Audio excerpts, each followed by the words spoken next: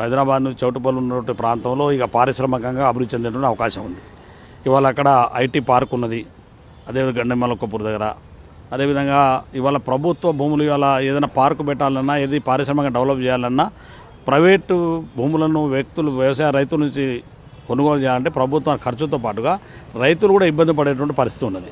అందుకనే ఇవాళ ఆ ప్రాంతంలో రాచకొండ దగ్గర కానీ ఆ ప్రాంతంలో చౌటుపల్లి ప్రాంతంలో దాదాపు సుమారుగా 30-40 వేల ఎకరాలు ప్రభుత్వ భూములు ఉన్నాయి. అందుకనే ఆ ప్రాంతాలు పారిశ్రామికంగా పెట్టుకోవడానికి కూడా ఎక్కువ అవకాశం ఉంటుంది. అందుకనే ఇవాళ విజయవాడ హైవే వైపు ప్రభుత్వం అభివృద్ధి దశలో ముందుకెళ్ళాలని ఆలోచన ఉంది కాబట్టి ఐటీ సంబంధించిన ఉద్యోగస్తులందరూ కూడా అటువైపు వెళ్తూ ఉన్నారు. రేవంత్ రెడ్డి గారి యొక్క లక్ష్యం మీ అందరికీ తెలుసు. ఏదన్నా చేయాలనుకున్నప్పుడు ఒక టార్గెట్ పెట్టుకొని చేస్తాడు. ఆయన వచ్చిన ఆలోచన విధానం కానీ ఆయన ఆలోచనలు కానీ తప్పకుండా ఇవాళ రాచకొండని టూరిజం ప్లేస్గా మార్చి తీస్తాడు. ఐటీ కారిడార్ రావడం వల్ల పారిశ్రామిక రంగం బాగా అభివృద్ధి చెందుతుంది. యువకులందరికీ ఉద్యోగ అవకాశాలు